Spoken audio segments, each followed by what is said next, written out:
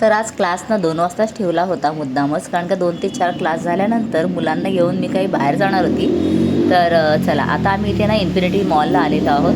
तर इथे ना आर्ट फेस्ट आहे आणि मुलांना काहीतरी वेगळं असं एक्सपिरियन्स करायला मिळावं यासाठी मी त्यांना इथे घेऊन आलेली. आणि इथे माझा स्कूल फ्रेंड आहे भूषण, त्यानेसुद्धा एक स्टॉल लावलेला आहे, कारण तो आर्टिस्ट आहे. आणि इथे पहा ते ह्याचं स्टॉल आहे आणि त्याच्यातनं खूप सारे पेंटिंग्स होते आणि त्याने त्याबद्दल खूप काही छान माहिती मुलांना दिली. कशाप्रकारे कलर्स वगैरे असतात काय त्याबद्दल त्याने चांगलं डिटेलमध्ये सांगितलं. पुढे आम्ही पुढचे स्टॉल्स पाहिले तर इथे ना पेपर वर्कपासून केलेलं हे सगळं एवढं छान वारली पेंटिंगसारखं होतं.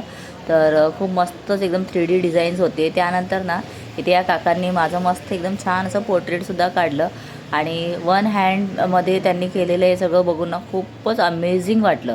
आणि या सगळ्यांमध्ये ना मुलांना जरा जास्त इंटरेस्ट वाटत होता.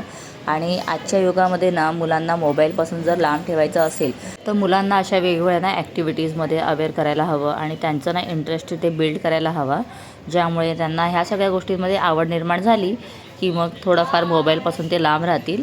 तर इथे ना मी मुलांना दाखवलेले आहेत की खूप बँगल्स वगैरे आहेत ना, ते ओल्ड कपडे असतात ना जे आपले शायनिंगचे वगैरे त्याच्यापासून बनवलेले. तर त्यांना मी म्हटलं की आपण आता वेकेशनमध्ये ह्या सगळ्या ॲक्टिव्हिटीज घरी करूया, म्हणजे क्लासमध्ये मी त्यांच्या सगळ्या ॲक्टिव्हिटीज घेत जाईन.